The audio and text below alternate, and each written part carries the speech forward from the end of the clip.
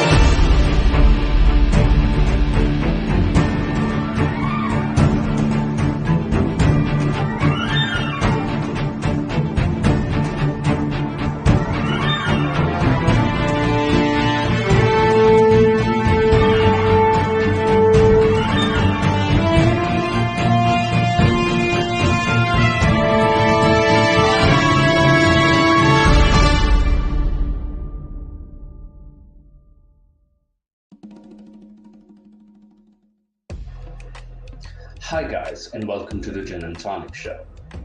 I'm your host, Moose, and this is my producer, Nick. Our main discussion is about Islam in the 21st century. However, we will critique other religions and ideologies. We condemn any form of discrimination, violence, misogyny, slavery. We do, however, embrace many perspectives and free speech if it is factual and correct, and not based on any hate. Throughout the show, we will be exploring different religious beliefs, practices, and their impact on society, ranging from politics, interpersonal relationships, and mental health of believers and non-believers. We hope to create an open dialogue for those who feel they're not heard, especially those who have doubts and have left their belief systems. If you are interested in exploring the complex topic of religion and wish to be part of an honest and open dialogue, this is the show for you. We also welcome feedback and discussion from our audience and listeners. The Gin and Tonic Show is a free speech platform where you can express your ideas without any fear of violence and repercussions or any consequences. Please do join our discussion in the live chat as well as the comments. Thank you for stopping by and enjoy the Gin and Tonic Show.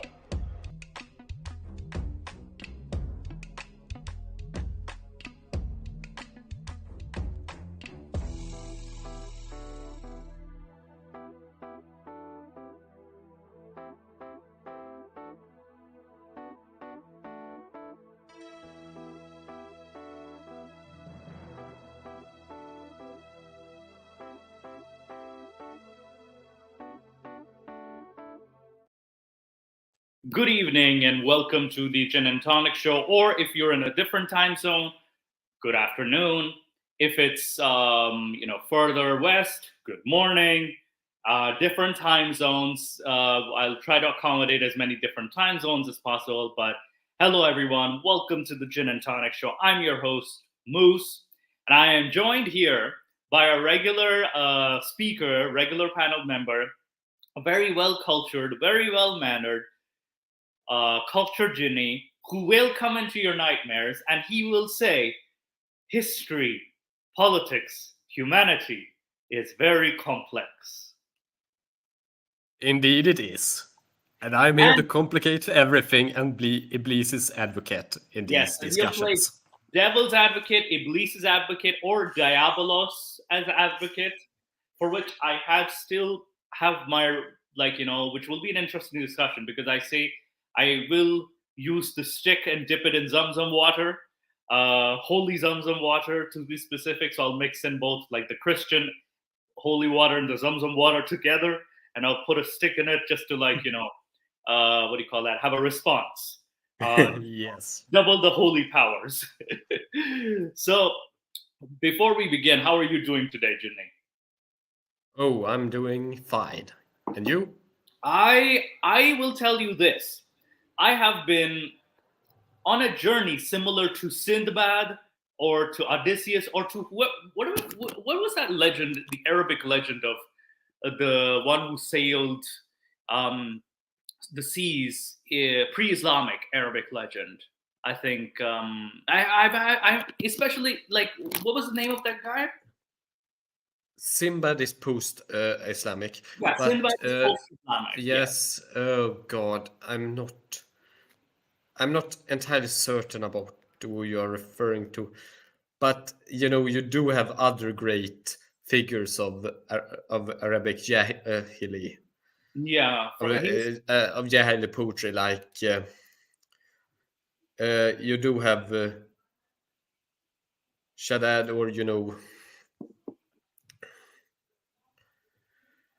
Antara, which yes, is Antara. I yeah. think Antara might be the one might be referencing to. Yes, but he traveled around in the desert Yes. after having come from a campaign against the Ethiopians down in Yemen. Yeah. So And so my journey on the internet was similar to these three figures, and I've come across very strange posts. Again, they could just be typical Dava, and I promise to Ginny, you'll either find it very wholesome or very cringe. And there might be some in the middle too.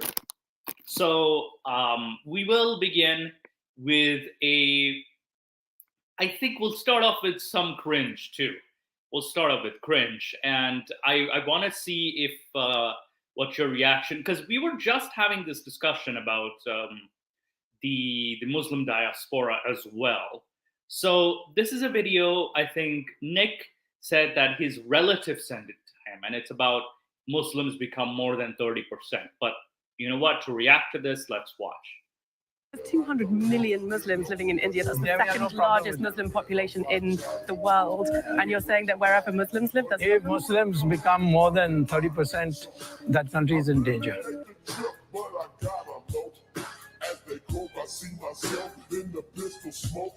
Fool, I'm the kind of nigga little homies wanna be like, on my knees in the night, saying prayers in the street light.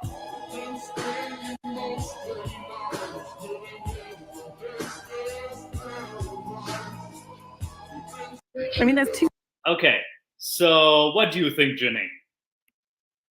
I think that it isn't just Islam in these matters. Also, this entire video, everything I thought was kind of badly argued and badly thought out. I mean, first, the statement about, when it is 30% or more. I mean, you do have countries, for example, in the Balkans, in Europe, that are actually quite sure they aren't rich, but they aren't that bad to live in. Bosnia and Albania. Yes. And we also have places like which has a good state protection, that is, like a good police response and safety for its citizens, at least statistically speaking. But yeah, go on. Sorry. And you do have other places around the world, I'm sure. Like they pointed out Qatar. I mean, I would do not point it as one, or many of the Gulf states are a lot more safer than elsewhere in the Arabic world, because they are richer, they can afford better security and the like, and better policing. But you also have to remember that them topping these lists should be taken with a grain of salt, considering that they might have, done things to, like, let's just say, make the statistics a bit better. Yeah, I'm not certain about this. They could just be so rich that they have the resources to do it, but it's possible. And it also depends upon what you count as being unruly or not. Yeah, I also think that not every nation is going to count similar acts as a crime, for example. Yeah, that too. Homosexuality is a crime, for example, in a country like Iran. You have, for example, in certain countries, if you get into a bar fight and you beat beat, you know, each other to a pulp, it wouldn't even be considered a crime, because that was kind of like allowed. And in places like, for example, Canada, it would be simple. It would still be counted as assault because Yes. you have, with the intention of harm, bodily harm, cause bodily harm to the other person. The Canadian Criminal Code is very strict about assault laws. Whereas if you go to different states of the United States, they'd be, some might be a little lax and some might be a little like, you know, a bit more Some strict. might be even be draconian, because, you know, even touching might be considered even assault. touching is considered assault. Like some, depending on the states, like in the United States, some even Yes. have a touching thing. But with the Canadian Criminal Code, like, yeah, I remember they specify like with the intent of, you have to establish criminal intent as well too. Then you have also like different, I let's just say in, I would even pull out like for example, even Romania, like its laws with what do you call it, regarding like sex crimes is very lax, very lax at best. So it's very like, you know, it's all over the place. So how do you describe like which country has the lowest crime or not? And even with like certain countries, like shooting a certain animal is a crime, but in some countries it's not. It varies a lot too. So you are correct. Like I even said, with homosexuality, LGBTQ plus, that's considered a crime. Apostasy, blasphemy, for example. Moods, I have a question. We got a comment here from Oh my Mulhid Al Islam. Do you know what he's yeah, so ये have जो written here? दहशतगर्द हैं, इसके पीछे अरबी हैं.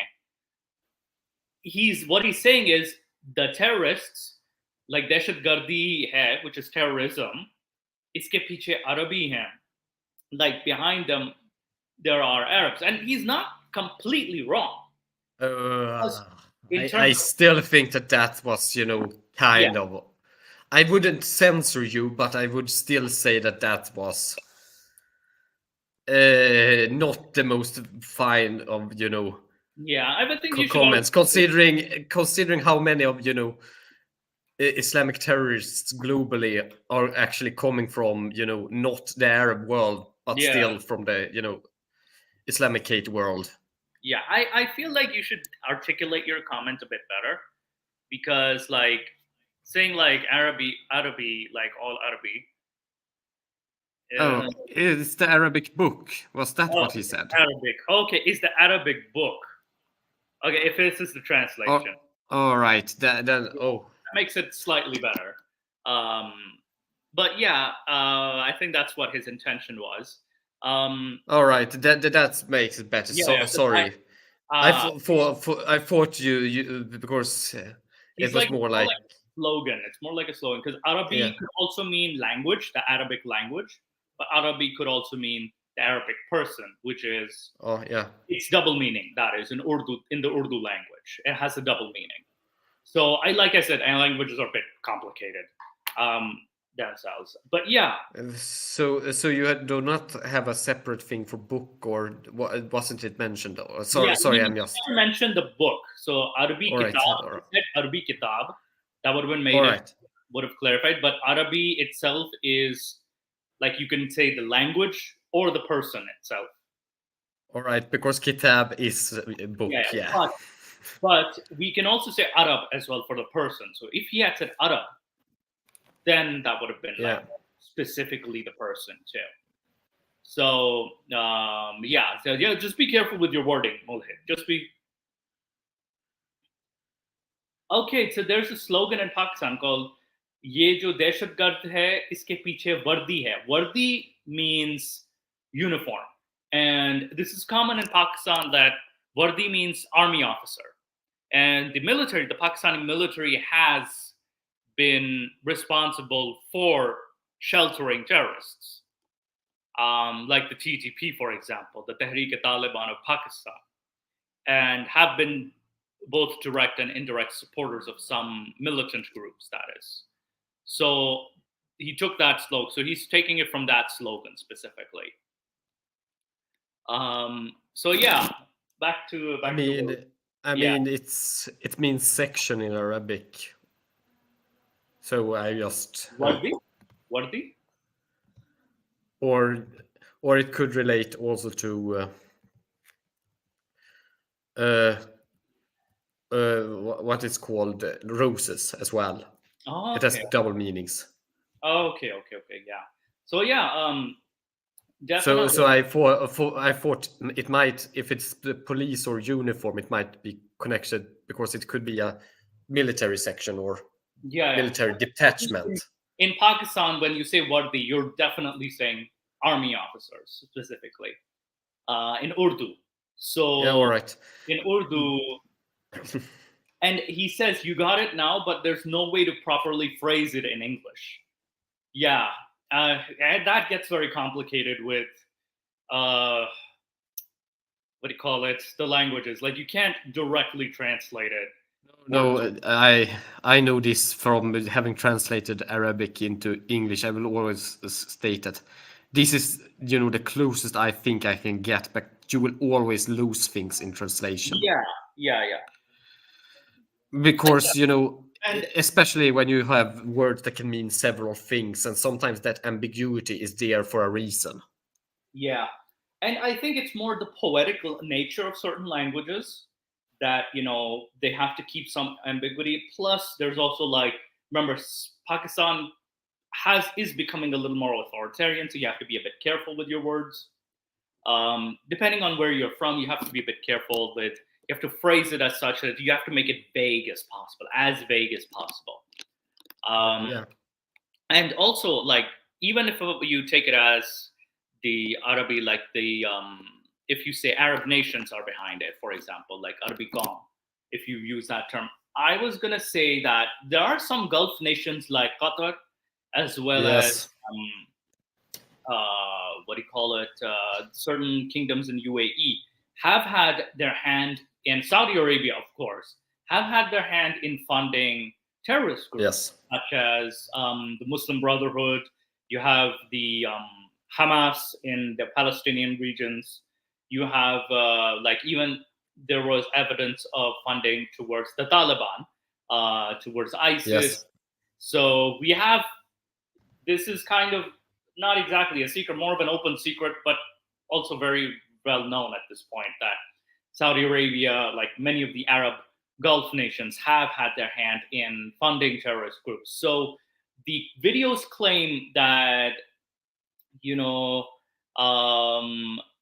like the videos claim is that, oh, these countries are safe, but also these countries are also causing problems for the less richer Muslim countries, for example, like Pakistan and Afghanistan. So it is a bit like, it's a bit deceptive. Like I wouldn't necessarily rely on this kind of argument. And also like what counts as a crime, right? Also, are they arresting people for being critical of the government? How much free speech is there? Also, that's also something you have to look into as well. And also, I think, Ginny, something about reported crimes. How many crimes are even reported, for example? Yeah, that's one of those things too. Yes. So how many crimes get reported and how many do get solved? That also we have to take into consideration. So it's hard to argue that, like, okay, saying UAE is safe, but like, we have to see how many crimes are reported to actually give a proper analysis. Yes. And also, like, I think that gentleman saying, or I don't even want to call him gentleman, 30%, if Muslims grow to 30%, the country is in trouble. That's a massive claim to make. That's a very, very massive claim. Because it also depends on which are they of varying sects? Are they of one sect? Like, I think, Ginny, you were telling me about, like, there's this fear mongering of Muslims taking over. I think you were, Yes.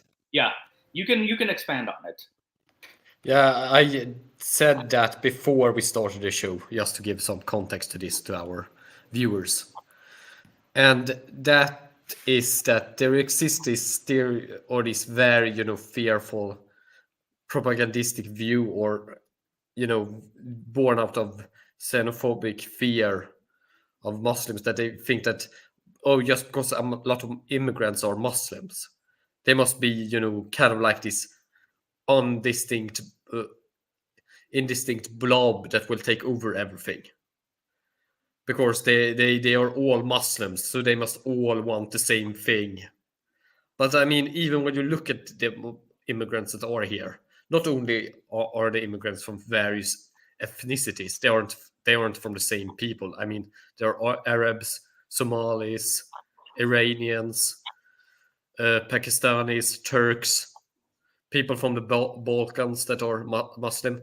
They aren't even from the same, type of Sunni Islam.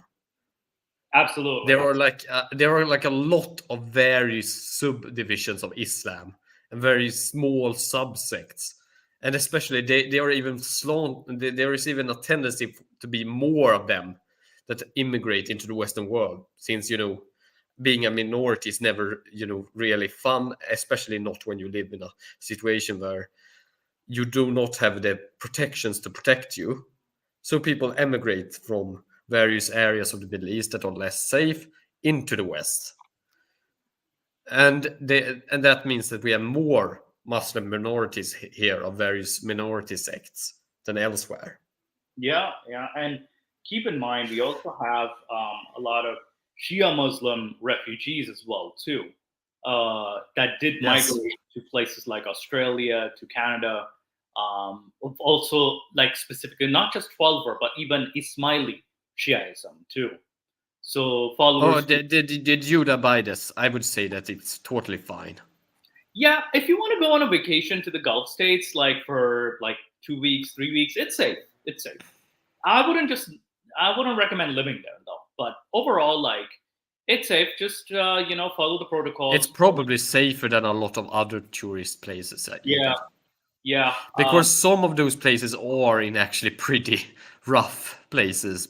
You don't realize that when you are only in the tourist areas, but yeah, example, some of those places in the Caribbean and in, like, if you go to a place like Cuba, for example, like you don't know how safe it is, really. Like you're just and in Southern Asia, for example, there you have certain areas that are for tourists, but if you go outside of them, you will have issues.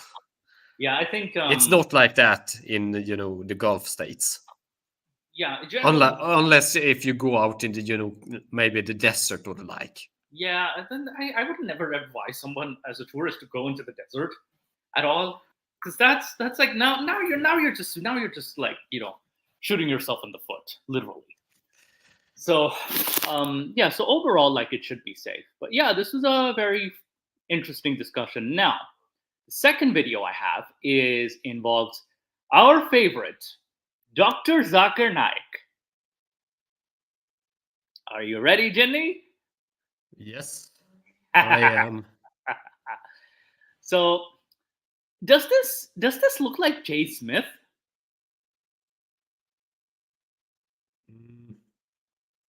A bit. A bit, yeah.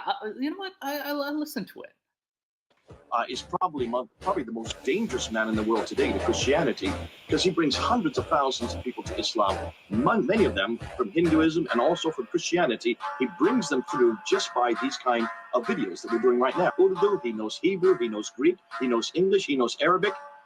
He has memorized much of our Bible by heart.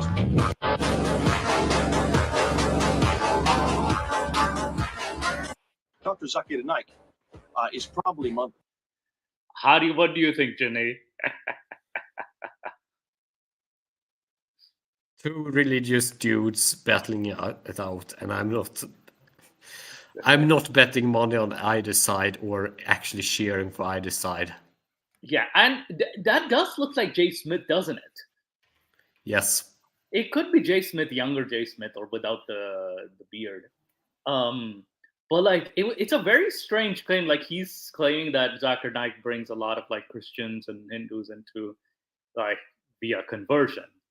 But really, like, I feel like the conversion is kind of like a smaller percentage of there's not a huge percentage of conversions in India, I would say, because Dr. Zakir Naik's base is in India. Well, was in India. Now he's living in Malaysia at this point. And there's a lot of like pro Zakir Naik dudes on the internet. Like, have you seen them, Jinni? Like, way too many pro Zakir Naik posts.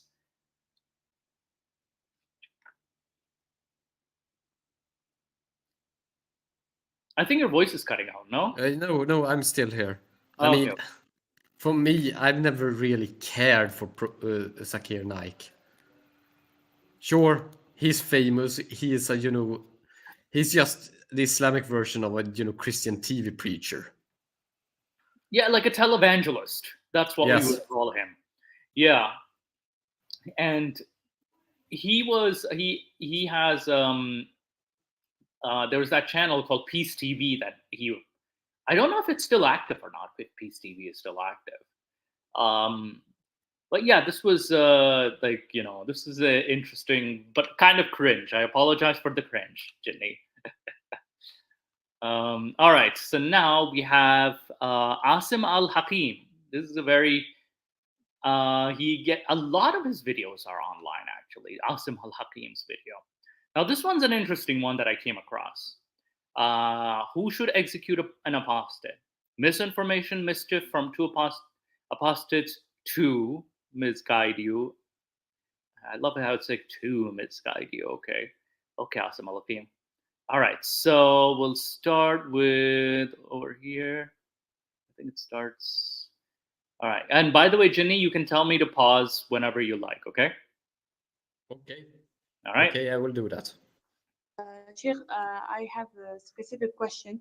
First, I met one friend who is an ex-Muslim, and I asked him the reason why he converted his religion, and he said to me that he was living with his parents in Saudi Arabia, and his father got executed because he changed his religion or converted it. And I asked him for a proof, and he really shocked me by showing me. She hasn't specified like if what religion he converted to, or even if he actually became atheist. But then again, it's also like assumed that you're converting to atheism, like, which makes me groan. Even if you don't, I don't care if you convert to Christianity or else. Yeah, that's not really the issue here. Yeah, I think the issue is the apostasy. Yeah. That was Ali radiallahu anhu. He burned some people because of them converting their religion. And in fact, it is Sahih Bukhari. And I wasn't able to answer anything. And I told him just to wait, to just, refer about this hadith.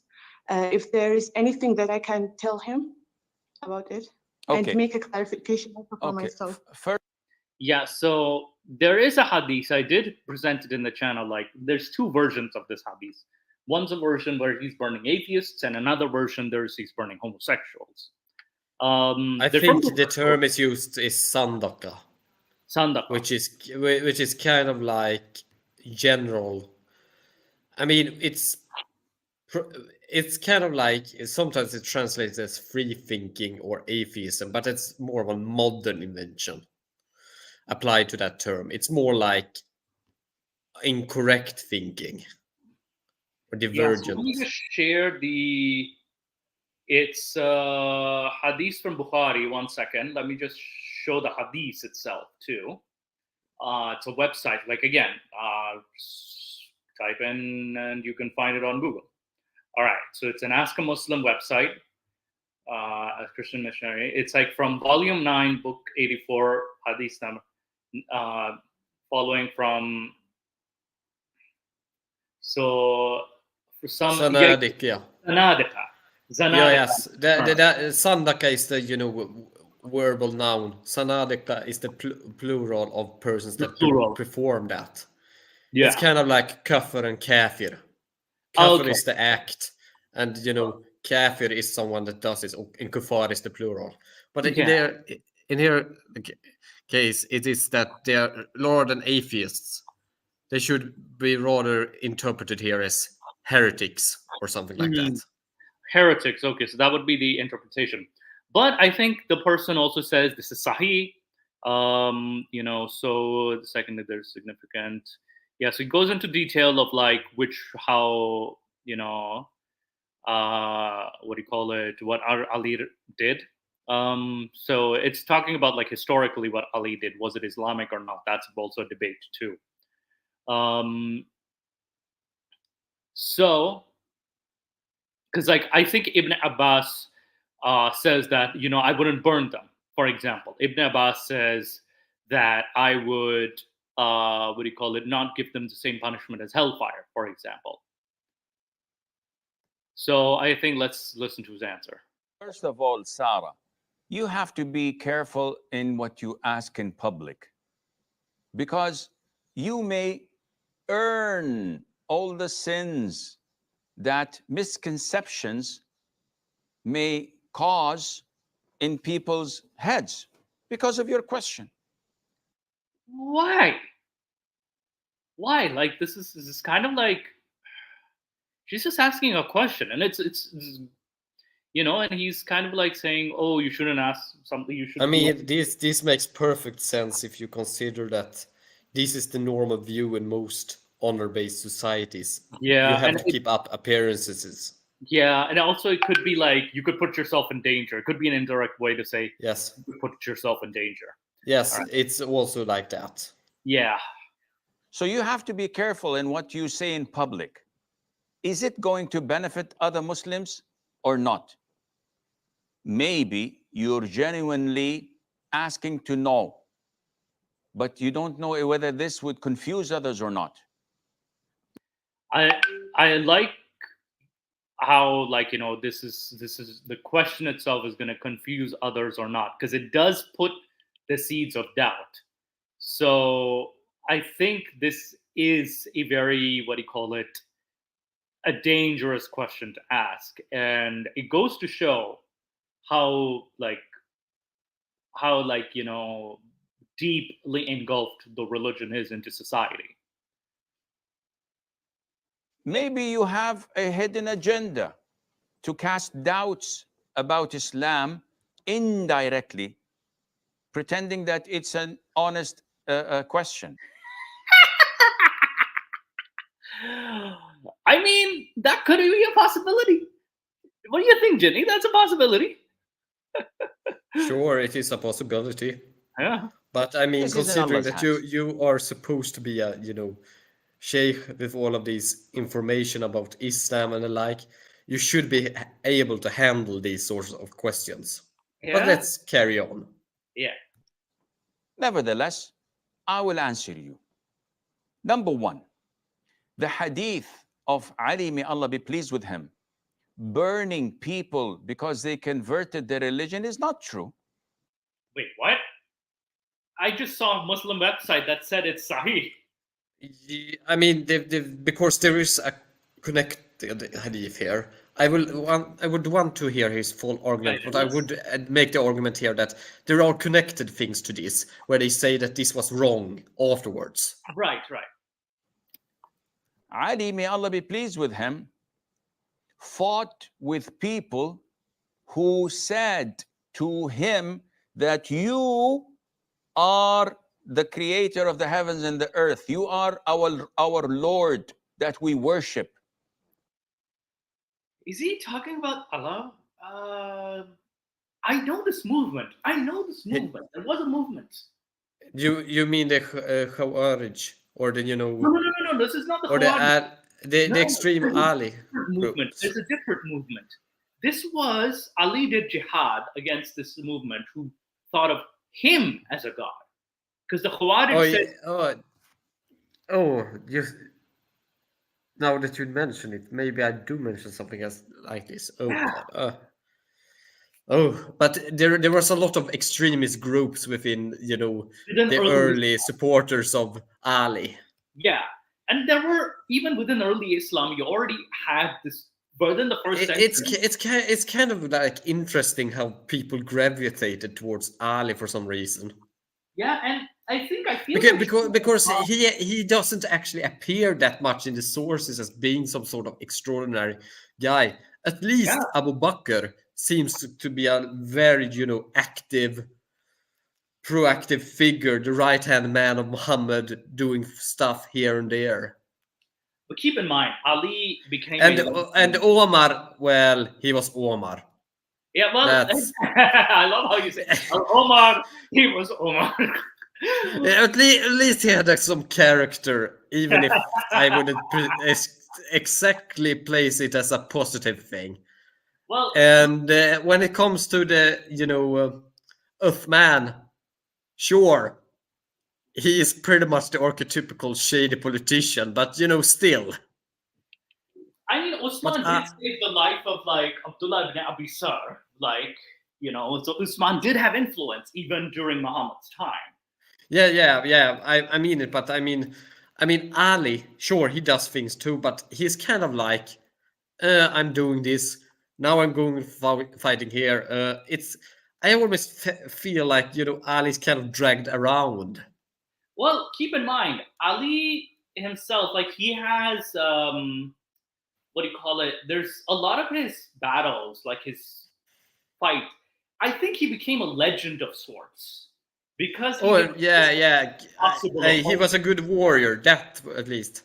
So he could have had that sort of charisma, but he didn't seem to be kind of like a leader. He almost seems like, it might be that it's later sources that made him out to be like this, but it's kind of like he seems to kind of rather be a follower rather than the one that is followed, if you get why.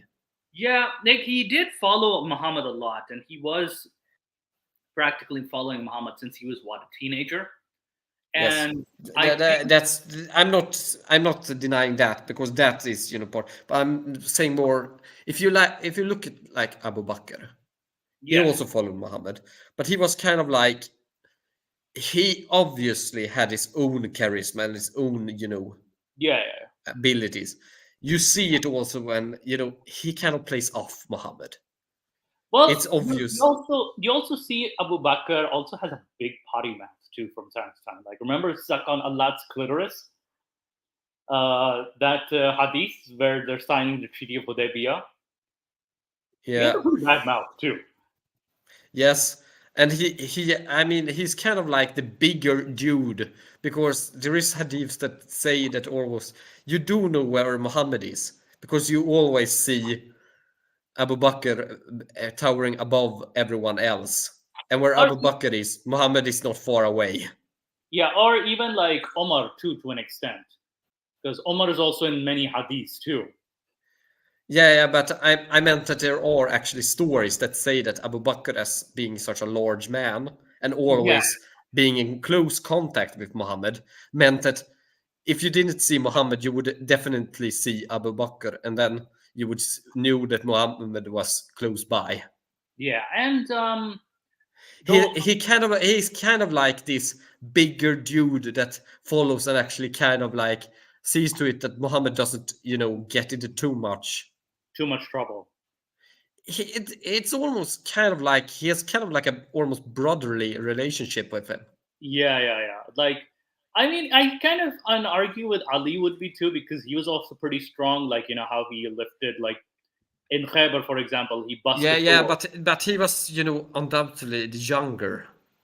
A lot younger. It's Abu Bakr was like the, more like the equal, but he was a peer of Muhammad, but below him, obviously. But you still. Yeah, like when you get what I mean. Yeah, right? It's kind of like what do you call it? In movement, for example, I think they did the study where there's a leader, but then there's also a secondary leader as well. Yes, he was the clear second of command. I mean, I wouldn't make this comparison because it's kind of stupid. But you know how in every action movie and the like, the villain always has this very trustable, dependable second. In command. Yeah, obviously in many movies. Oh man, like I know Emperor. What do you call it? There's Palpatine and Darth Vader, but I wouldn't go that far because these are people from an entirely different time, and we shouldn't villainize them. But still, it's kind of like that. We're not villainizing them. We're just saying, okay, this is a comparison we can make. We can even make a comparison to superhero and sidekick too. Yes. We can also make that comparison as well. Like Hera, for example, from Greek mythology, used Eurystheus. This was like kind of a second in command of sorts, to like put labors in front of Hercules. So we can also make that comparison. But yeah, like this is interesting. But let's see what he says, because All right. Yes. especially like the movement I'm talking about is people saw Ali as a god, and which is very funny. But let's see. So they did not make him a prophet. They did not make him a saint. They did not make him a messenger. They made him Allah. تعالى الله عما يقول الظالمون علوا كبيرا. He tried to advise them, to call them back to Islam. They said, no, you are our God. We worship you. So he ordered them to be burnt. His cousin, Ibn Abbas, may Allah be pleased with them all, said to him, the Prophet prohibited killing people by burning them, because no one tortures with fire except Allah the Almighty. This is the I love how Ibn Abbas waits till the deed is done, then advises him. But then again, I'll give him the benefit of the doubt that he could have just found out later. the torment of Allah. But he had already executed them by doing this to make them an example to others, so that they won't do such a heinous, blasphemous act.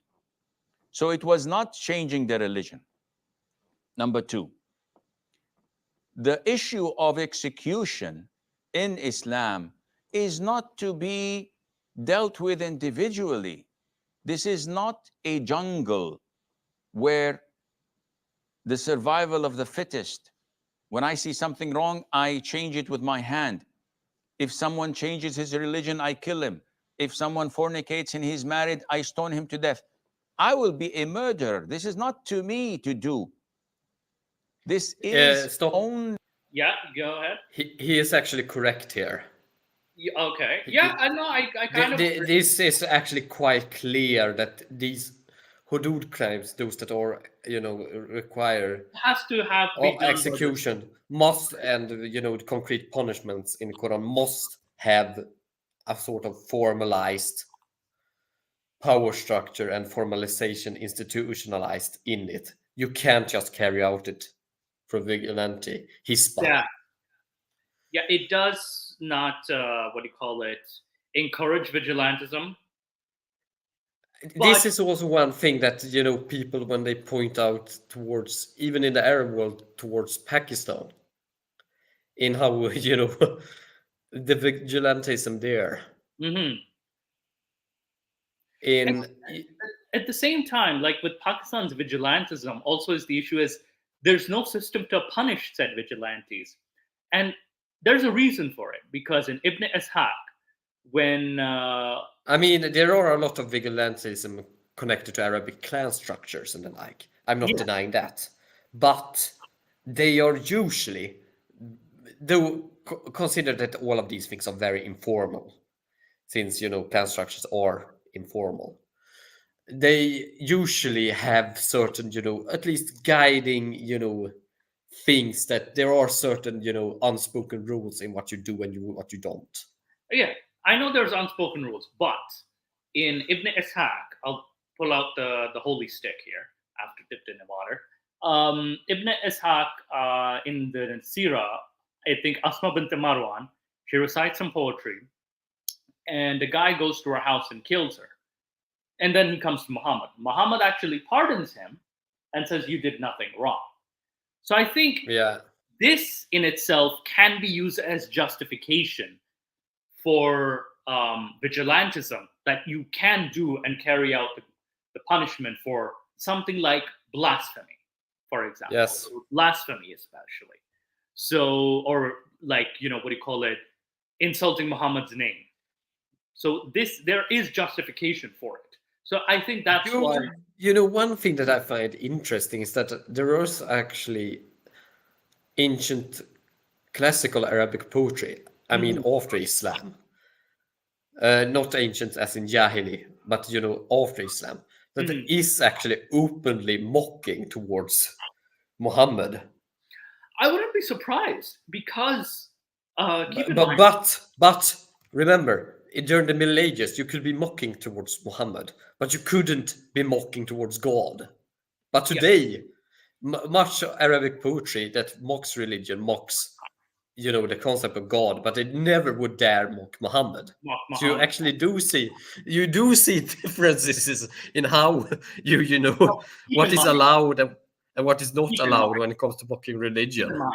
I can see why the post, like in the early 100 years of Islam, like I can see like why there's poetry mocking Muhammad, is because remember the Umayyads didn't necessarily like Muhammad himself, because No, the no. Umayyads were a rival clan of the Hashims. Yeah, So I that's can true. kind of see why this would be allowed. So again, But you I mean, can't say much of that poetry appeared during the Abbasid period, though. yeah, even the Abbasids had some issues with the Hashim clan as well, too. Like, keep in mind, Yeah. I the mean, Abbasids weren't pro Hashims either. Like, that's true. I mean, they did have those issues too, so they could have allowed. But much of these poetry was written very decentralized from the caliphal yeah. office as well. So So I mean, we also need to remember that the ancient, or rather the Middle Ages in the Middle East were a very different place than the modern Middle East and the modern Islamic world. now it was that era was different from, I think, what is described in Ibn Ishaq as early Muhammad too, like during Muhammad's time. I wouldn't even say that it was more tolerant, because in certain ways it certainly was not. Oh yeah. Because you could be killed of doctrinal issues that today would be laughable, but Yeah, for I them think- during that age it was everything. If you had another view about the Quran being, for example, created or not created, Mhm. or being eternal and not not co-eternal with God, because they had arguments about God being eternal outside time and space, and God always knowing what he's going to do, must have known the Quran, and thus the Quran must have been outside that time and space. So it just depended on the time. So these discussions could get you killed. Yeah, I and think and cause major riots and the like. But today, if you make these arguments, I mean, sure, it might happen, but most would just, yeah. I think it's more the insulting of Muhammad that has become the big issue. Yeah, but that wasn't that of a big issue, at least not in the But again, it was poetry, and poetry has always had its own special rules. Well, keep in mind, also we're also talking like Abbasid era. Even one can even argue Umayyads. They didn't like. Yeah, but that was what I said during the Abbasid era. Abbasid You era, could have like- been killed for saying that the Quran was Yeah, like they created liked- or yeah. uncreated. Yeah, because with the Abbasids, they had a bit of a complicated relationship with Bani Hashim and Muhammad himself. No. Mose. Yeah. I'm saying that I don't think that was sure. It's possible that could be the reason, but I'm more thinking that this has more to do with the with the reality that the world back then during the Abbasid era was so different Right. than it is today. Yeah. And things, it was simply that certain things that today are considered blasphemous and extremely insulting weren't considered that insulting, and other things that today are considered not an issue were considered major issues. Yeah. Take, for example, I think I could second your opinion with, take, for example, art. There are plenty of Muhammad's face art in the Islamic world from that era. Yeah. Those, I mean, those, not that many from that era. But they begin to be very common during the Seljuk era. Yeah, at the Seljuk, I think I would say later Middle Ages, it becomes more and more Yes. common. Later Middle Ages. So each era was very different. Now, my initial thing is they have justification from the original, like Ibn Ishaq, or what do you call it, the early historians that talk about Muhammad's journey, that Muhammad himself is pardoning a murderer for killing someone to protect his honor. So this could be a justification for vigilantism, that is. Now, I know the Sharia rulings don't necessarily encourage vigilantism, that is, but there is a justification for it. But I think let's see what Asim also says, because so far he's not necessarily wrong. Only to be carried out by the Muslim ruler who has Yeah, so this is the issue. Muslim ruler has to carry it out, or Islamic ruler. a panel of judges to give their verdict, and he carries out this verdict. So it's a system, it's a sharia, not for individuals, but for the head of state. So if there is no head of state, if you're living in Europe, for example, can the Muslim community execute such prescribed punishments? The answer is no. This is not to them, even if they have a leader, even if they have an imam. This is something only to be carried out by the head of the state, the head of the country. This becomes interesting. And in Pakistan, even though they have the blasphemy laws, they haven't exactly executed somebody yet, because of the fact that there's also, like, sometimes, like, the prime minister himself is, views the case like Imran Khan. It's like, Asya Bibi, for example, was innocent, that is, clearly, but the mob wanted her killed. So there is a bit of an issue, clash there too. So this kind of ruling does place a, kind of a hindrance in, what do you call it, executions of sorts. But let's see what he says. Thirdly, according to Sharia law, the Prophet ﷺ said, whoever changes his religion, then his prescribed punishment is to be executed. Again, by whom? By Tom, Dick, or Harry? No. It's only by the head of state. And if now, Muhammad never specifies this in the hadith, though. In the hadith, it's Ibn Abbas quoting Muhammad saying that whoever leaves his religion, kill him. But it doesn't specify who. So this is where he kind of leaves that part out. if there is no head of state, he's none of my business. I don't care whether he changes his religion or changes his gender. This is up to him. The one to implement Sharia is the head of state. So whoever changes his religion from Islam to another religion in a Muslim country, according to their laws and to their Sharia and to the Muslim court, a panel of judges sit. Yeah, and this is the reality of places like Saudi Arabia and Iran, where this is very formalized. So this happens. With him, wait. Yeah, go ahead. Mos, we do have a comment from the Jude Abides. Yeah. So when did the sanctity of Muhammad get upgraded? By sanctity, I mean insulting the prophet means death. Or has it always been the case?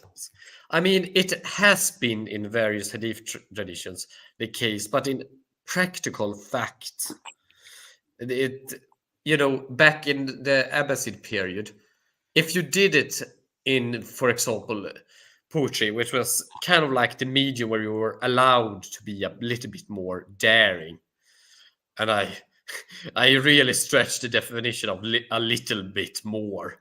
You were pretty much allowed to almost write about anything in the, poesy traditions and poetry traditions.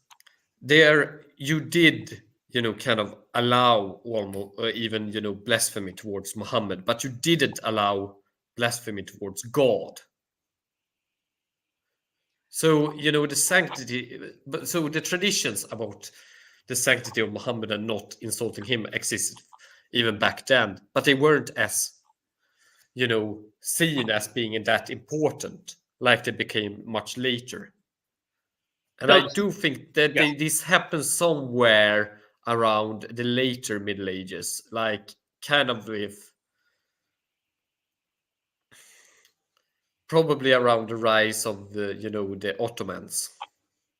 Now, Ginny, I can also kind of bring in that it's a bit of an up and down too, because Muhammad's sanctity was very important in as reported by Ibn Ishaq, for example. Yeah, but So- I wouldn't go that far and say that it must have necessarily outside of it have been that in the rest of society.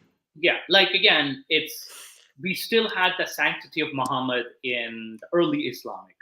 Yeah, in the traditions, but remember, Mose, the traditions doesn't necessarily mean that the rest of society was like that. Just like, poetry doesn't mean that the rest of society was like in poetry, because poetry had a very special social function as being kind of like the media where you could be a little bit more daring than elsewhere. But isn't like the Sira itself? Isn't that history itself though? Because he is reporting history. Yes, but it's also it's also a very reduced form of it, because even if he reduces it around Muhammad, there is a lot of other contextual things there that we don't see. That we also, he could have just taken what he thought was the most important things. Well, I think Ibn The- Ishaq, at least, he's a little generous. Not generous, but he is in the sense that he does say this happened allegedly. And Yes. he says God knows best. But also keep in mind, he's reporting events, I think, 100 years after the events happened, more than 100 years after the events happened. And Exactly. the account has been edited. So I think you mean that. Like, yeah, there has been some editing of the account. And there is also the fact that he's just recounting, this specific incident or these, cases. Yeah. Because, I mean, it could be like, we always say how terrible, for example, the various cases of persecution are in certain historical context. But when you actually look at them from a larger perspective, some of those weren't actually that bad. They were still bad, but like we actually overlook a lot of things that were much worse, but we never mention them in history. Yeah, well, keep in mind though, like even if it's bad, it's still bad. Like you can't it's like two wrongs don't make a right. There's one. No, I'm not arguing that. What I'm just saying is that if, for example, if you look at later medieval Egyptian history, yeah, then we have, for example, Al-Hakim bi Amrillah, which is considered a mad caliph. I have even done a video about him. Yeah. From of the Fatimids. He's considered a very brutal, ruler, killed a lot of people, and he's remembered for his brutality and his madness.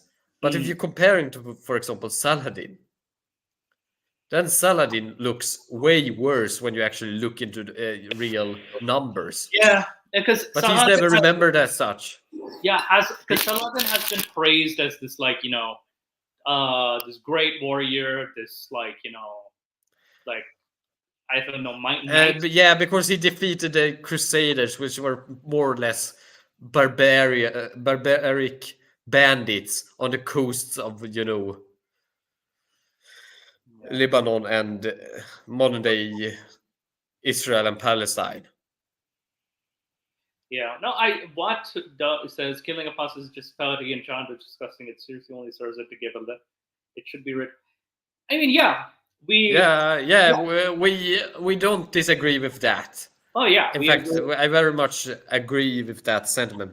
Yeah, it's just that when I'm trying to discuss these things, I'm here doing it as from my specialization, which is history. And you do have to have certain goggles when you do it, I think. Well, we're also reacting to Sheikh Asim al-Hakim's opinion. Yeah, that too. That's the main discussion. But I think let's finish it up to see, and let's see what else he says. Because he so far has said that this has to be carried out by the ruler of the state, that is, or the ruler. And also, I did say that this happens in Iran and Saudi Arabia, but he did give examples like we wouldn't do this in Europe because of the fact that we are not rulers of that state. Convey the message and how dangerous this is and what will happen to him if he does not revert back to Islam the Muslim ruler may execute him. And this is his call and this is his decision. Though I remember Shafi gives the option of repentance status, the Shafi school. I'm not sure about the other schools. You can correct me, Ginny. The Hanafi school that has repentance, they have also, if I'm not wrong, that if it is a woman that has done it, they can, instead of killing her, place her either forcibly marry her off, or they could imprison her for life Yeah, I know until it's she repents. Yeah, but for males specifically, it's not the case for a male. Yeah. And I'm pretty sure like Hanbali school is kind of like outright like, yeah, no, screw you. So like, but Shafi does offer repentance to both. That is the Shafi school. Maliki is also pretty hardcore as well too. But correct me. There was another caveat with Maliki as well, if I'm not mistaken. Or was there a caveat? I am not sure. I'm not. Okay, yeah. These aren't things I memorized. Yeah, it's hard to remember these things. So, number 4, how is it possible for a Muslim like yourself to take a friend who was an ex-Muslim, someone who curses your religion, someone who's trying his level best to take you out of Islam with him? I don't do that with my Muslim friends, dude. So where are you getting at? Whether you are willing or not, I don't know. But I'm assuming that you're not. That's why you're calling me. How is it possible if this person slandered your father, if she said, by the way, your father molested me, your father raped me, would you still be friend with her? That's a very bad comparison. That's a very bad comparison. I would because I would actually take my friends' accusation seriously and actually consider it and confront my my parental figure if that was the case. This is just not that's a very bad comparison, Jay. Because I've had there have been cases where the father of a friend has done this. So and then you're just encouraging oh, you should not be friends with the person who accuses your father of such and such. But it's on you to investigate too. If she curses your mom and says your mom is a prostitute, would you still be best friend with her? If she tells everybody that you had an affair with her brother and she shows... This is not a good comparison, Sheikh. A changing in ideology is very different from your family members. Now it's the same nonsensical apologetics I get.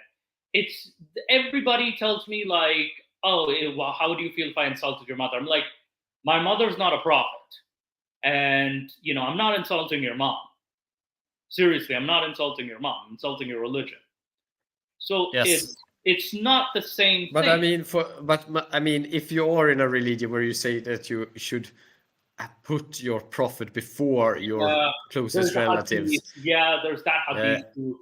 He should I'm trying to be the devil's advocate here. No, you did hire me for this. Yeah, and the thing is, there is a hadith. You're not wrong. There is a hadith for this. Considering that I'm not even getting paid, it would probably be more like slavery, but... You are in a combination of slavery and kahala system.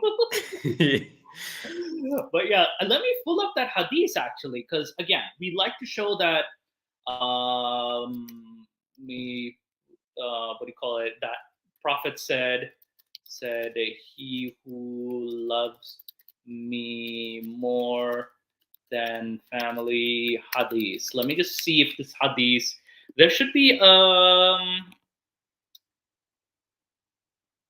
okay, I think there is from sunnah.com.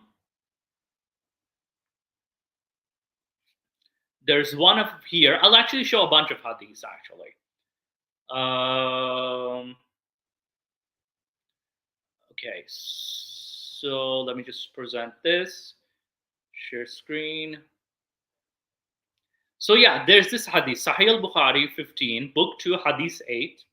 It says the Prophet said, none of you will have faith till he loves you more than his father, his children, and all mankind. So this hadith, Jinni is not wrong. There is hadith. There's also this one. I think it's a different translation of the same hadith. This is in Sahih Muslim 44 as well as Sahih al-Bukhari 15. Anas said, none of you have faith until I'm more beloved to him than his children, his father, and all of the people. So you're not necessarily wrong. And this site says, great mutafaqun alayhi. Authenticity is agreed upon. So even amongst Sahih, there's a subcategory, and this has authenticity is agreed upon.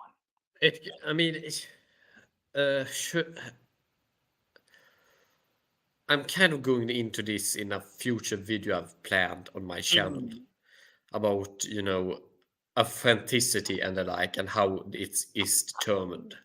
Yes. On the hadiths. And is there like multiple categories within? There are also different categories for different fiqh traditions. Right. So you have different for the Hanafis and you have different for the Shafi'is. Right. And one of the things that distinguishes the Shafi'i tradition is that you can actually make an hadith better than it would normally be if it is agreed through consensus that it is better. Interesting. So can you change a hadith? You do not change it. You just have the scholars have agreed that this is a good hadith. Thus, it is good.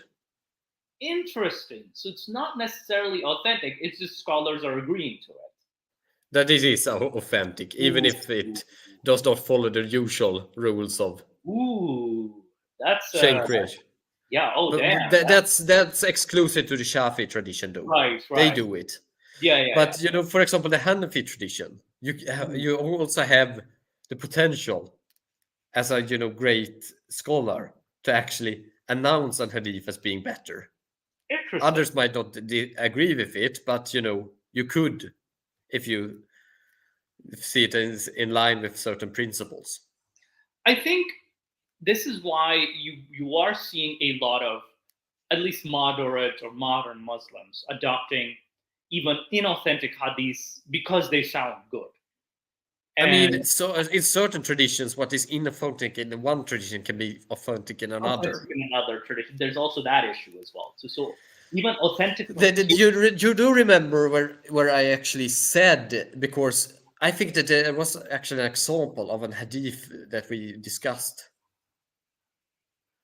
where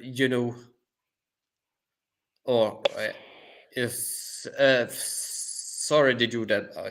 I will take up these comments, but I will just finish. I'll say it's not the father's fault.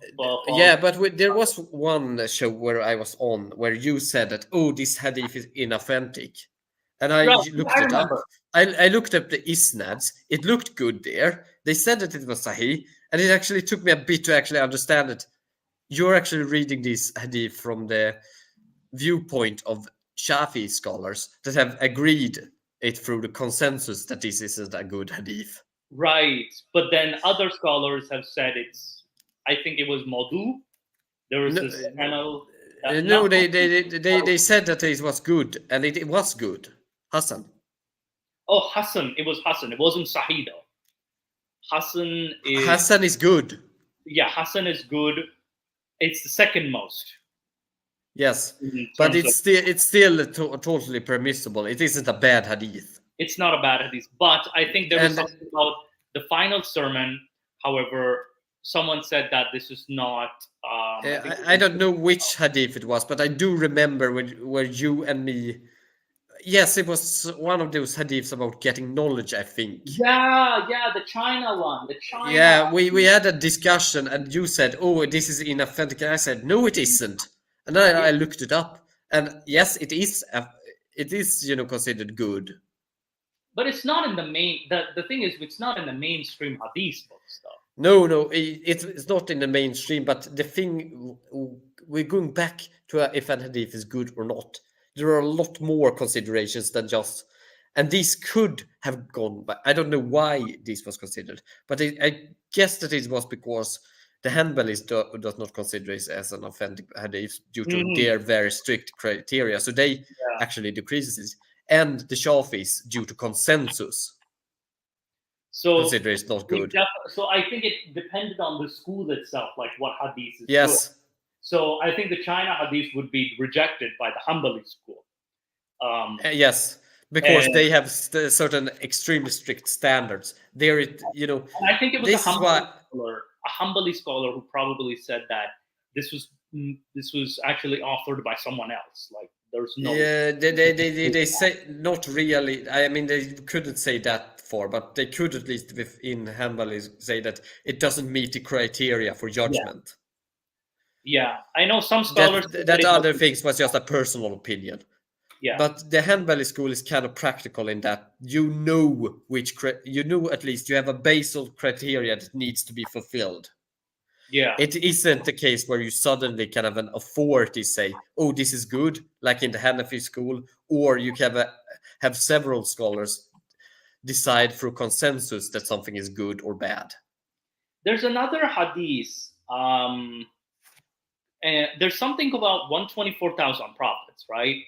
And I think it's one of the non-mainstream hadiths too. It's not from any of the mainstream hadiths, because I saw Islam Q&A, and they said none of the mainstream Sahih hadiths ever say a number of prophets, that is, for example. So this kind of brings into question like the entire hadith science itself too. Like, but also when we talk about non-mainstream hadiths, it's mostly hadiths that aren't in the 6 canonical book collections. But just because they aren't in the 6 doesn't mean that they aren't Sunni hadiths, and that some of those aren't strong, because that is decided by other things.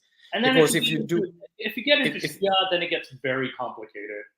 Yeah, but I just say, just within Sunni Islam, just because you see on a site one saying that it's inauthentic and another saying it's authentic, doesn't mean that it must be so. Yeah, because some sites will say this is authentic, some sites will say it's not authentic. It's a mess. It's a giant because Sunni Islam isn't just one Islam. Yeah, it's several traditions.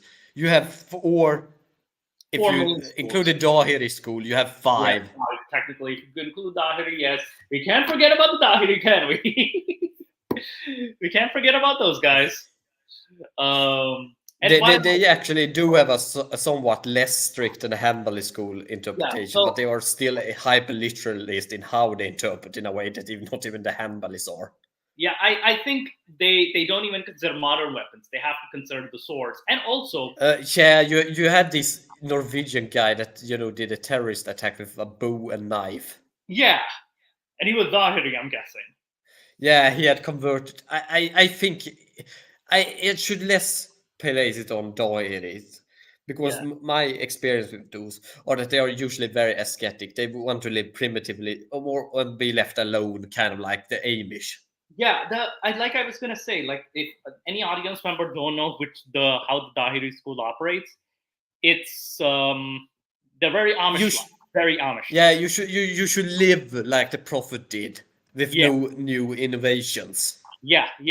So they're that kind of group, and this Norwegian guy, he's sorry. The more I look into it, the less I think it was about Islam truly, and just like he converted to this because he was kind of like mentally unstable. There could be. There's a possibility, yes, and there are those unhinged types. You do have things that sometimes you shouldn't really blame. Islam is behind. I would say as an ideology, I can make people act and do terrorist acts, but that doesn't mean that every Muslim does a terrorist act must have acted due to the ideology. I mean, I would say it's a more like there are some scholarly, like not just the text, but also like some scholarly works as well that do encourage us. For example, like Ibn Taymiyyah does say. Yes, I'm not saying that those doesn't exist, but I'm saying that just because those does exist does not exclude the other category. Yeah. Now, keep in mind, like I was saying, Ibn Taymiyyah does justify the killing of Shia Muslims, for example. Yeah. I'm not denying that. I'm not denying that Yeah. Islam doesn't have very violent traditions within it that Yeah. do promote. I mean, we are talking about apostasy of killing those that leave Yeah. the religion. Yeah. But what I'm saying is also when it comes to just random personal acts of terroristic violence, sometimes we do need to be a little bit, careful of always saying that it must be because of Islam. Like, I agree and disagree with it because I feel like part of it Because does if you play are a a part. person with a mental history, for example, you have been in for violent actions due to mental issues, and then within a week you convert to Islam, and then you do a terrorist attack. Yeah, those cases should be looked at individually. Like you have to kind of look into the history of the person. Then I think it's doubtful that Islam was it that really Yeah. triggered it. Yeah, I think in cases like that, you have to look into cases like that and say, how long ago did he convert to Islam? Because I think there was an attack on like I remember, was it Parliament or something like that? But allegedly someone had converted to Islam. 1 second, let me just look up that article. Muslim convert attacks Ottawa. Yeah, okay, so this is Ottawa shooting. Let me show you the article actually. So I think we have know what Ginny is talking about. So I'll just show you what the story was. So this was in according to New York Times, it was a gunman, Michael Zehaf Bubu. I don't know how to pronounce it. He's a Canadian actually who attacked Ottawa, but he had a criminal record and had recently converted to Islam. He was shot and killed in the attacks. So I think he definitely had a criminal history for sure. So, so there are cases like this. There are definitely cases like this. But I'm not saying that this excludes things. yeah. No, fair point, but fair point. But yeah, you people with mental issues who convert to Christianity Well, don't seem I to think get you this. mean there are people. I think there was a spelling there, but there are with mental issues who convert to Christianity don't seem to get the severity. Are there cases like that? Except maybe the mass suicides in the Christian cults count. Yeah, that's okay. Bad grammar, it happens. Bad grammar. Yeah. It's okay. But I'm thinking possibly, because again, I think structurally speaking, that is the Islamic world. Structurally speaking, like I think Ginny has also mentioned before, it's more orthopractical too, and the Christian world has become more orthodox. I mean, Christianity in the Western Roman tradition was from the beginning more predisposed towards Orthodoxy. That was one of the other points on the Council of Chalcedon, which was one of those early church councils, where the Ethiopic Tawahidu Church actually broke with the Roman tradition completely. Yeah. Before, they were separate churches from the beginning, but they were in communion still. After that, they just pronounced each other as being heretics. I think there might have been cases. We'll look into it. There might have been cases with what do you call it? Violent Christian converts. But I do know that certain mystical Christian groups have done similar things. Right. Okay. You do have that. In Sweden, we had what?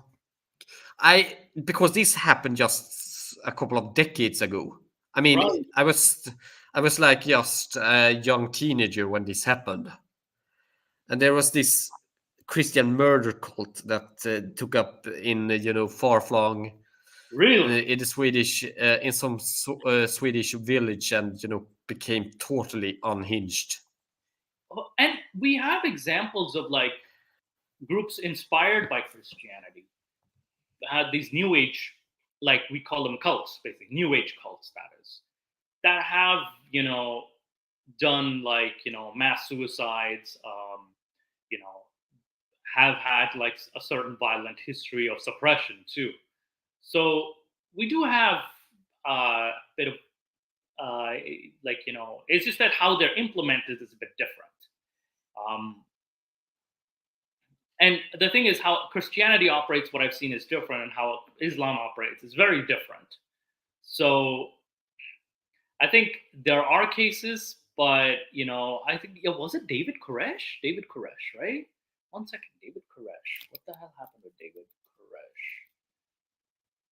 Yeah, it was the cleric who, the Jonestown, right? This was it, the Jonestown suicide. I'm guessing.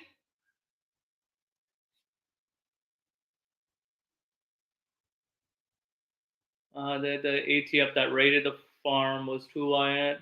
Well, keep in mind there was going to be a what do you call it? Am I mistaken? David Koresh is the same guy as like the Jonestown. Yeah, this is the same guy. It's the same guy. Okay. Now I'm just looking at the page that is. Oh wait, not Jonestown. Wait, what did David Koresh do then? Let's see here. No. Okay. Let's see, James.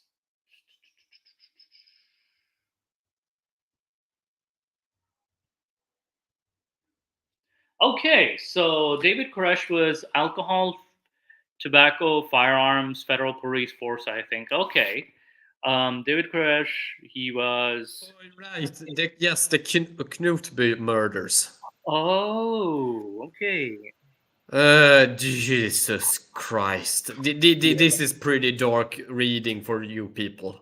Yeah, and I mean, it kind of like the groups call itself Kristi brudar, which are the brides of Christ, which was kind of like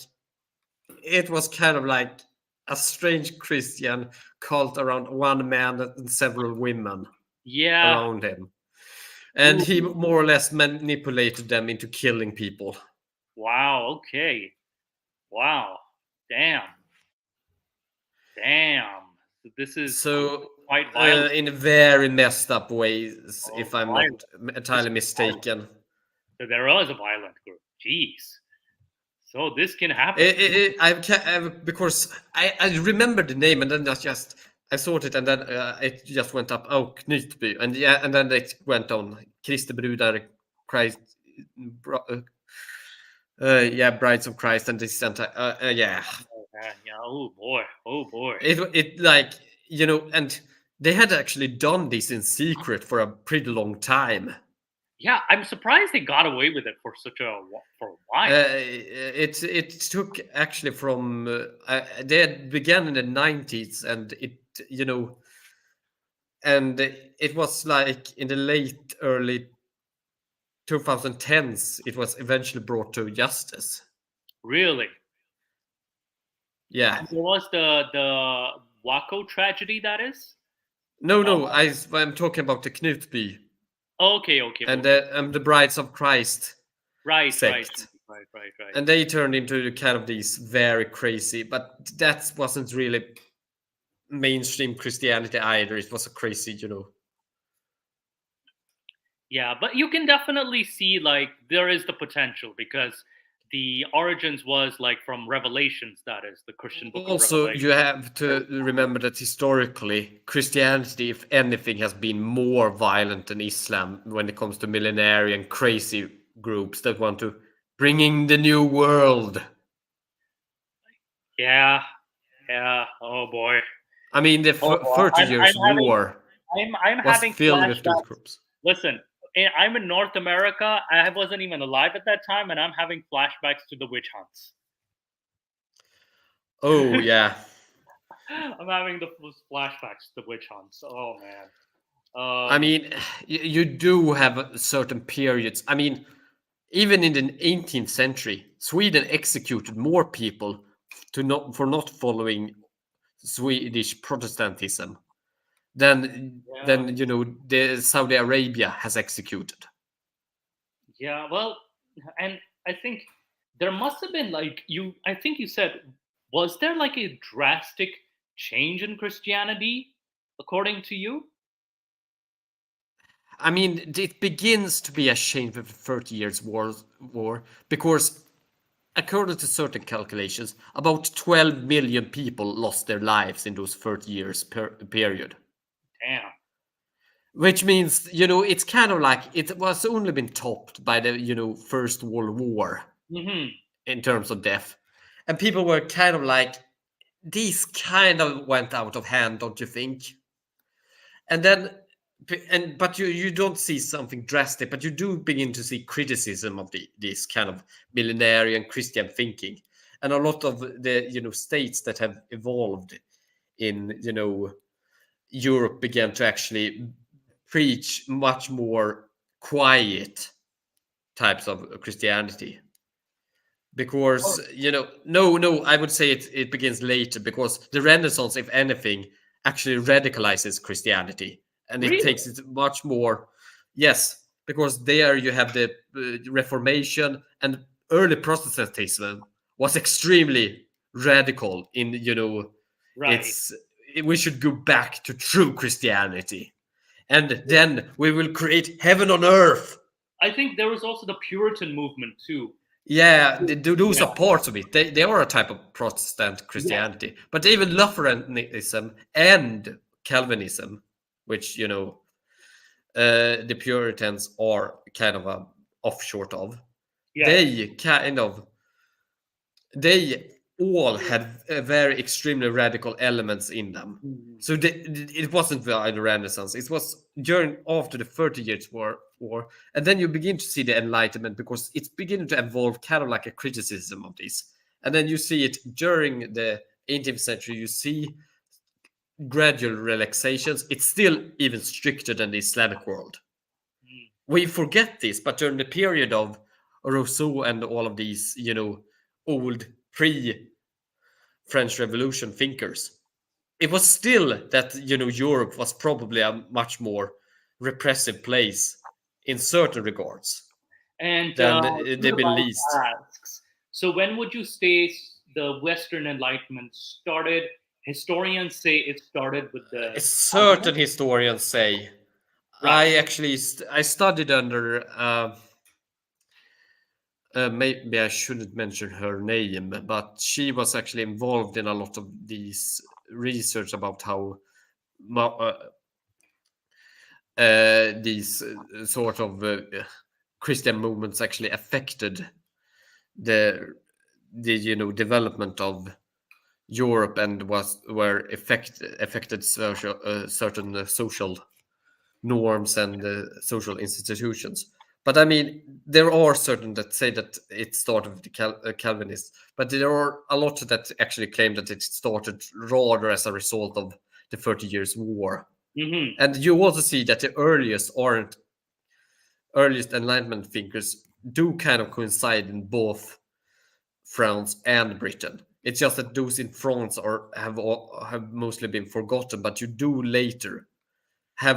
have contemporaries with John Locke, but you do have more. Those in France get more prominent later, but you still have them at least in about the same time. Yeah. And France is a Catholic country, and I think John Locke was just a regular. If I'm not, he might have been a Calvinist, but I think he was just a regular Anglican, if I'm not Okay. mistaken. But I could be wrong. This isn't exactly my specific field, but I do remember this because, again, I had a very good professor that taught these things. Right. Yeah. These things kind of stick in your head, and I did do a task for this, this course, where I actually compared the levels of religious persecutions during several eras, and actually compared them, because we were pretty free here, and I compared them to what happened in the Ottoman Empire, and actually found that France was worse. Huh. I way to go. Wow. Okay. I did not know that. So Christianity was, people forget this, but Christianity, sure, it hasn't had the same impact on concrete law as Islam has had. But Yeah. Christianity, if anything, has had a very, tendency to, devolve into this sort of hyper extreme, the end of days type of cults. And speaking of end of days kind of cult, our next video, by the way, I'm going to advertise it now, yeah, is that Ginny and I, possibly we're going to do it Saturday. I'm just going to double check if we're good to go on the schedule Saturday wise. But yeah, our next topic, Ginny and I were just discussing we were going to do, and also Nick also love to listen to this. He suggested religion versus cults. That is, what is a religion and what is a cult? Are they the same? Are they not? We're gonna expand on it. We're gonna get different definitions. So for next show, do stay in touch with that too. Like that we're gonna see, and also we're gonna see some like movements within the Islamic world too, like which can be deemed as cults, cannot be.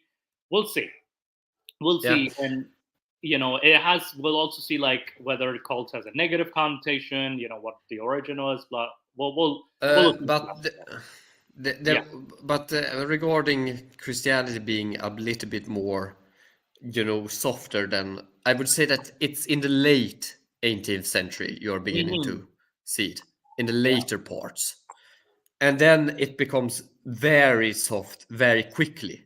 We are talking about a lot about the changes that have happened during the 20th century with from the 60s onwards, but we usually actually forget that similarly quick changes actually happened in Europe in the during the 18th century, in the later part of that century, where you actually do get a lot of countries are beginning to, even in the later part of the 18th, and especially after the French Revolution, to actually drop a lot of these laws about apostasy or laws about.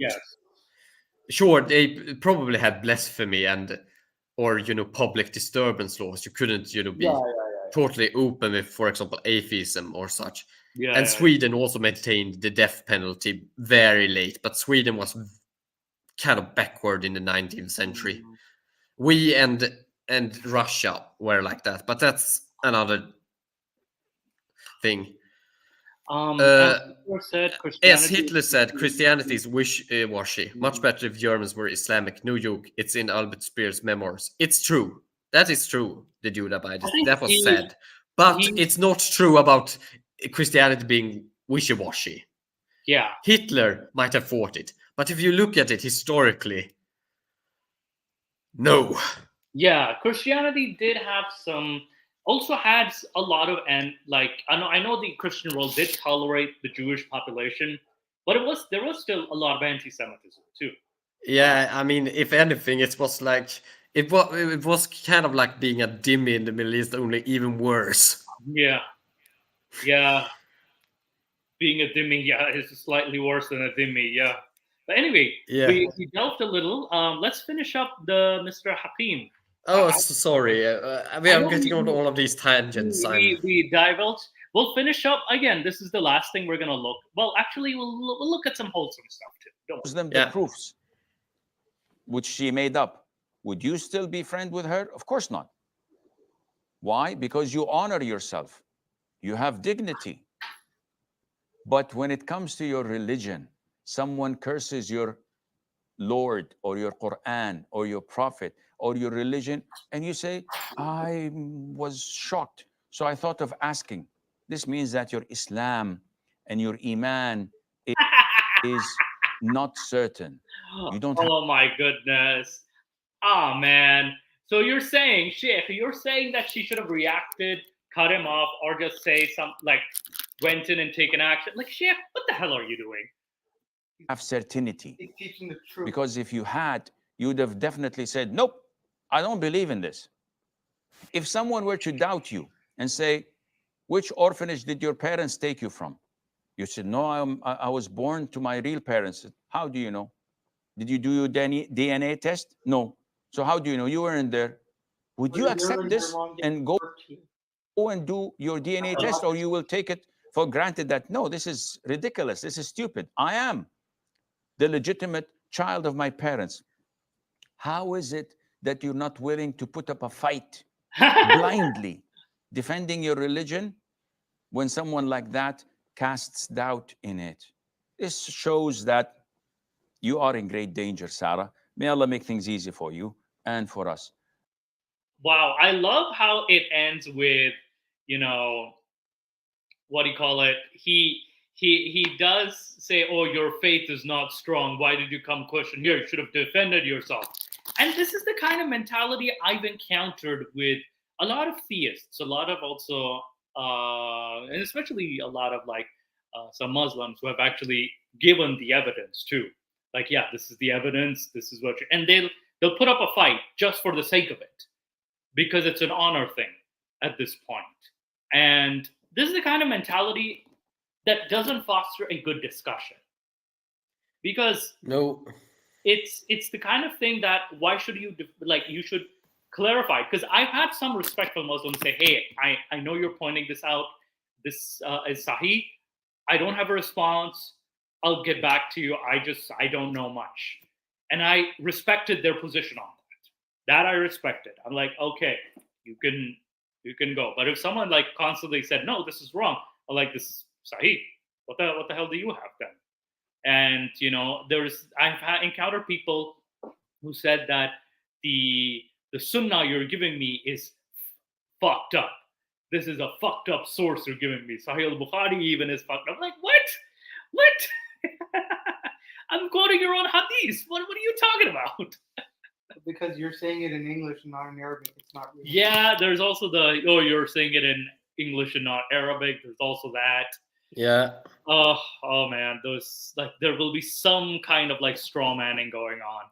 But I think you know, this was an interesting discussion on the internet. But I will give Ginny, just for you, I will give you something wholesome to end it on. We'll look at it as other stuff. You know, what do you call it? We'll look at this other stuff a bit late. If you want, or I think we can react to it, but let me give you something wholesome, just to, like, you know, give you a little what do you call it? A break of sorts.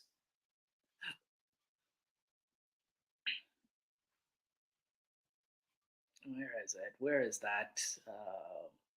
You sent so many people so many memes, you can't find what you're looking for. I know. Okay, Nick is here with me. So I'm not here for gin and tonic. I'm here to watch the pay-per-view for UFC. I'm too confused to buy it myself.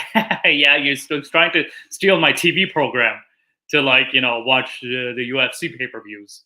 So yeah, he is being cheap. Yes. Yeah. So if definitely, where is it? There we go. Okay, let me just put the full screen, and this is kind of wholesome. I'll give it to you. Look how cute this is. Look at this. Man, that's why so many companions had cats. That is so cute. MashaAllah, tabarakallah. Look how. I'm not gonna lie, that was very cute. What do you think, Ginny? I mean, cats are cute. I do agree. So yeah, and I mean, Muhammad had 2 cats. Yeah, he did. He was, I think, Muhammad and even Abu Huraira himself. Mu'izza. Yeah. One of his cats was named Mu'izza. Yeah, and it's like Muhammad himself. And there is also a hadith where he actually encounters another guy. It's actually one of those. It's actually a violent Mecca hadith. Oh, really? Yes. What's the hadith? What does the hadith? Oh, I don't remember from where. It's one of those minor hadith collections. But it's one where I read about when I did a search for a future video about cats and cat symbolism. Yeah, and I think but the thing that happened there is kind of like he sees a man kicking a cat, Oh, really? another guy. Yes. So what does Muhammad do? Oh, he goes to him and beats him up, What? and more or less says that you think it's funny to beat up cute little cats. You think it's funny? Not so funny when you are the one getting beat up, right? Yeah. It's only cute if you do. It's only cool if you do it to dogs.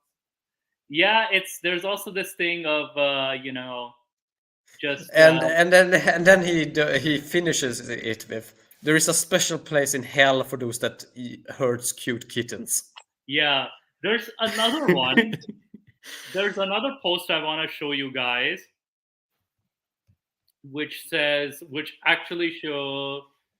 And as a cat loving person, I agree. I'm a weird cat lover too. Not gonna lie. I think I'm addicted to like all these cat videos. And then this one says cats are Muslim. This is very cute. The video has no sound. And then the cat goes down. It goes up, and it's actually observing prayer. So it's I like this. Someone even commented. The comments are even cute too. Actually, let me just show the comments again. The comments is like, I say my cat ain't Muslim. He keeps biting me while I'm praying. And it's like, yes, they are. Every time when I finish praying, my cat is there trying to have some hugs. And of course, there's Allahu Akbar. I really love my cats. For one fucking day, and you guys are reacting to cats. Sorry, Nick. We're So cute. They're so cute. It's excusable.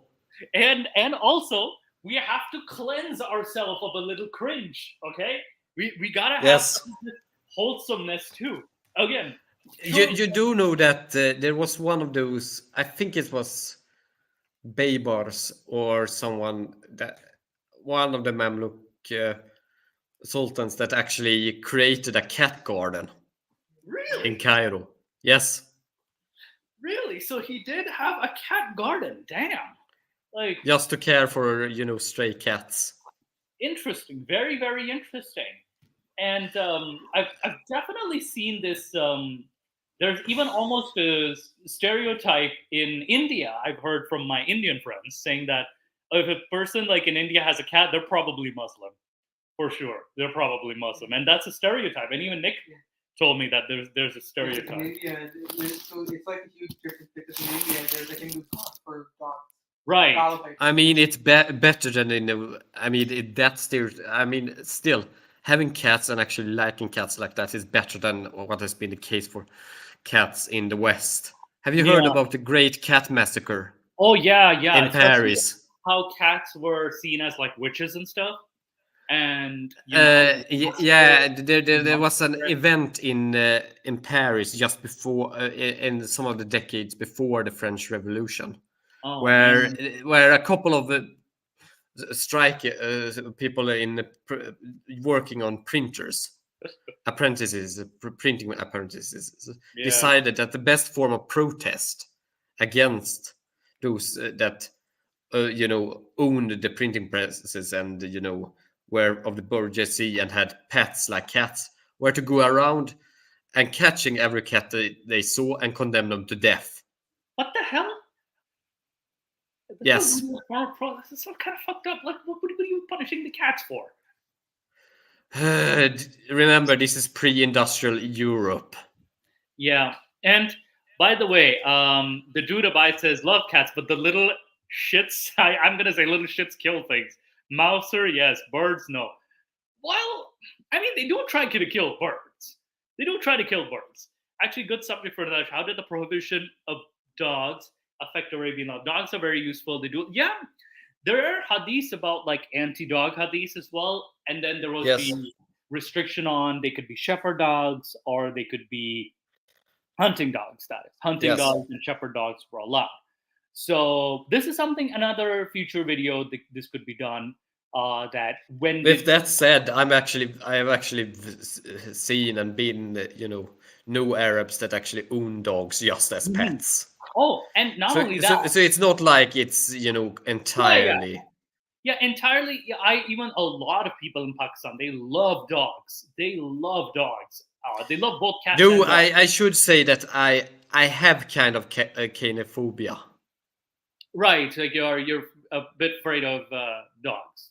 Yeah, I don't blame you because certain dog breeds are bred to be dangerous, like Rottweilers. And I do very much prefer cats. Yeah, that's like the thing, right? Like I have a huge issue with like smaller animals. Because if it's a bigger Rottweiler or something that wants to kill me, it'll go straight for my neck. But if it's like a small Chihuahua or whatever, those things are fucking vicious. And even if it does like an Olympic feat, the closest things that it can like bite are my balls. Yeah. So it's gonna be painful with no death. Yeah. As a Rottweiler, it's like a quick neck break. Yeah, and sometimes with the dogs too, like they can, like the little dogs also, the smaller dogs can be a bit vicious because too. of the breeding, right? Smaller dogs are like a lot more inbred. Yeah. They just bark for the sake of barking. Right, right. Whereas like a Rottweiler, it's barking because it's guarding its property because you're trespassing. Yeah, So yeah. if the owner tells it to like stop, it's easily trainable. Yeah. That's why if you see like bigger dog breeds, they're a lot more intelligent in terms of being able to be bred. Yeah, and by the way, like there also is hadith. Speaking of dog breeds, there's also hadith of, you know, what do you call it, black dogs as well, like the restriction on black dogs specifically. So we'll even look into that hadith in the future videos. But let's end it here on a wholesome note, on a video about cats, because I made Culture Ginny go through a lot of cringe today. I apologize, Ginny.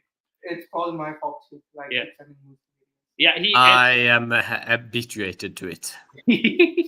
But I think next video we're gonna do religion v cults, because I think Nick really wanted to hear about this topic and what we had to say. And Yes. I'll let you know if it's this Saturday or the next Saturday, because there might be an event I have to go to, but on one of the Saturdays, I'm not sure. But yeah, I'll also keep this down until I met Ryan Spitz, and the German Shepherd only comes over when you call it and don't bark. Oh yeah. No, that's a nice German Shepherd. But hey, I love how this turned into a topic of cats and dogs. I love it. Thank you so much. And Jenny, do you have any closing statements or anything like that? Only one thing: cats are cute. Subhanallah, cats But are. the shake is also cute. Which technically, I as a genie, I should be scared of cats, but I'm scared of dogs. So. I know cats are fucking killers. Like they're natural born killers. But yeah, thank you guys. Later, guys. Take care. I hope you enjoyed the stream. And I will be heading out, so no Discord this week, but definitely we'll do I'll stay in touch with you, Ginny, on Discord, over at Discord, and I'll send you I'll inform you if I'm doing the video on the Saturday, if I'm doing it at the same time or at a later time. Okay. Yes. All right. Take care, Ginny. Have a nice day. Take care of yourself. Bye.